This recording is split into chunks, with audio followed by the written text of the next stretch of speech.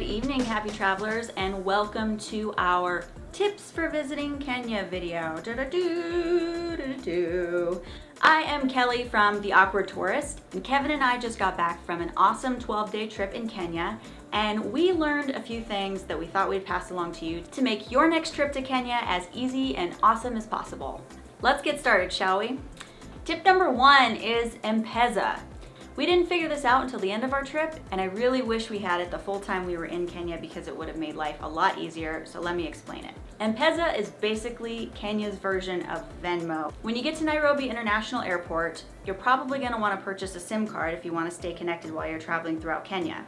There are a few options you can go with. We ended up going with Safaricom SIM cards. It was slightly more expensive than the other options, but I had read that it had the best network.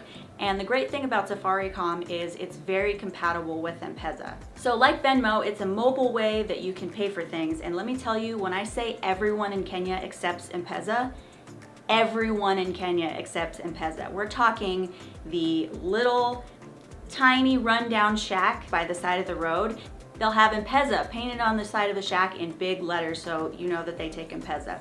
We got rides on a motorcycle at the beach and the guy wanted us to pay with Empeza. You can pay with it at the grocery market, you can pay with it in restaurants. It's accepted everywhere, so I highly recommend you get Empeza.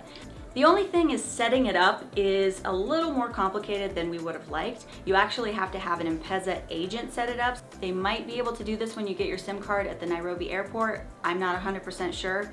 But there are Empeza agents all over everywhere, so it's really not hard to find one. You go in, you get it set up one time, and then you're good to go. My next tip is about safari lodges in Maasai Mara.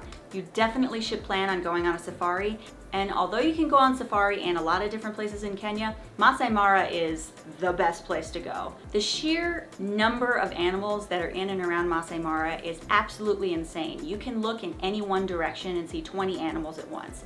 15 elephants over here and 5 giraffes over there and maybe a couple of hyenas running around in any direction that you look. So I highly recommend Maasai Mara if you have a few days to spend on a safari. Now let's talk about the lodges. Make sure you do really thorough research when it comes to your safari lodge. Safari lodge costs can run the gamut, so you can get something that's very budget or extremely luxury, but make sure you know that if you stay actually outside the Maasai Mara Reserve, you'll probably have a pretty long drive on incredibly bumpy roads to actually get into the reserve. We stayed at a camp called Neptune Mara Rianta, and it was at least 1 hour to get to the gates of the reserve and 1 hour to get back from the reserve when our game drive was done. So that was 2 hours on extremely bumpy roads. So 1, make sure you research the location of your lodge. 2, make sure you research what's included in your safari lodge. The lodge that we stayed at was marketed as all-inclusive, which to me meant food, drinks, game drives. We had been on a safari in South Africa before and everything was included, so we expected nothing less. However, when we got there, we got a nasty surprise in that although it was all-inclusive when it came to food and drinks, game drives were not actually included, and they were pretty pricey. They ended up being $75 per person per day, so that was an extra $150 per day that we didn't plan on spending. Also, on that note, getting into the Mara Reserve is another $80 per person per day. So total, that was an extra $310 per day that we weren't planning on spending. Make sure you do really good research when it comes to your safari lodge because you don't want to be hit with hundreds of dollars of extra charges per day like we were. Learn from our mistakes, people. On that note, you can actually stay inside the Mara Reserve. There are safari lodges in there. If I ever go back, that'll be my preference because you won't have that super long drive. If you stay inside the park, it's slightly cheaper per person per day at $70, so you save a little bit of money. And for some lodges, that's actually even built into the price of your stay. Tip number 3 is to make sure you have the right documentation so you can actually get into the country when you fly into Nairobi, because that would be a bummer to fly into the airport and then they kick you back out again, right? So as US citizens, we ended up needing a yellow fever vaccination and e-visas. And the e-visas we found out were not available on arrival. We actually had to get those in advance. So if you're a US citizen, make sure you do that before your trip and not expect to pay for it when you get to the airport because they will not give it to you. It didn't take very long for us to get our visas. It was under 48 hours. I would do it a little bit ahead of time just so you have a little bit of cushion in case anything goes wrong. The cost for a single entry visa for a US citizen is right around $50 per person, so it's not terrible, but they do have options. They have multiple entries. They also have an East African visa if you're visiting a couple other countries, and we'll put the visa website in a link down below so you can check that out. As for the yellow fever vaccination, I've gotten mixed information about that. We were under the impression that we needed to have the yellow fever vaccination, but when we got to Kenya, no one actually checked that. I have heard stories of people where their vaccine cards did get checked, so I would just err on the side of safety and get your yellow fever vaccine. We got ours at Walgreens and it was covered under our insurance, but just know that if it's not, that might be an extra expense. On to tip number 4.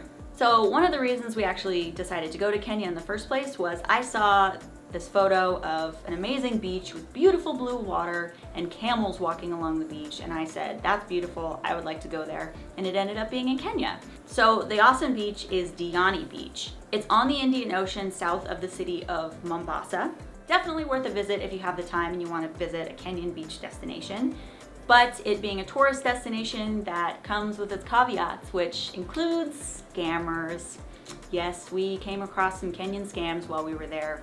Us being experienced travelers, we recognize them pretty quickly, but if you're not as experienced or they catch you off your guard, I just want to warn you about them. We were walking along the beach, just minding our own business, taking photos of the beautiful blue water.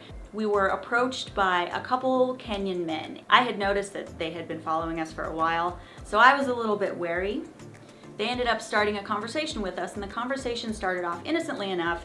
They started asking us where we were from, how long we were going to be in Kenya, where we were traveling to. Then they started telling us their quote-unquote sob stories, which I hate to say that, but that's what they were. They either had 4 kids they couldn't feed, or they couldn't work, or whatever it was. Then they brought out these little wooden souvenirs, I guess. They looked like they were hand carved. And they said, you tell me your name and what animal you want, you give me money, I'll do it tonight, and then I'll bring it back to you tomorrow. Never give anyone money if they're not going to give you their product right there. So that was the scam. You give them the money, and then what happens after that? You're probably not gonna get your little wooden souvenir. I don't know, maybe you will, but chances are probably not. The first time this happened, we weren't gonna buy anything anyway, but actually it ended up happening a few more times, and it was kind of amazing because it was almost scripted.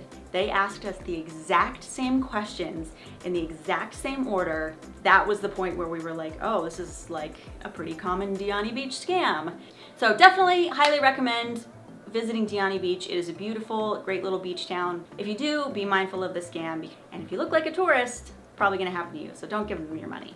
I'll do tip number 5 as a little bit of a bonus tip. We visited Nairobi for a few days and we flew into Mombasa one of those days, and in both of those cities we ended up using Uber because of those aforementioned SIM cards that we bought. Uber was super awesome, safe, easy. I love that Uber's a thing in major cities now all over the world because taxi scams can be a problem in places, and Uber just makes your whole experience seamless. No negotiating prices, your price to your destination is set, you don't have to handle cash at all, everything is through the app, super easy. So I highly recommend using Uber, and you can also use Uber Eats, at least in Nairobi, in case you're jet lagged and just want to get something delivered to your hotel. So there you have it, everyone. Those are my best tips for visiting Kenya. 10 out of 10 recommend visiting Kenya. It is an awesome place with awesome people. Everyone is smiling and saying Jambo as you walk by. If you want to see more Kenya content, we posted a bunch of vlogs about it. Go ahead and watch those. And if you have any questions about it, make sure you drop those in the comments. We'll be sure to answer them. If you made it to the end of this video, you should probably just go ahead and hit subscribe, don't you think? Thanks so much for watching, everyone. This is Kelly from The Awkward Tourists. Peace out. I'm doing this a lot, finger guns. Tip number 1 is Empeza. I don't like this either. My next tip is about safari modges. I had a hard time researching, let me clarify the tip. $, of extra charges, blah. Some people, but when we got,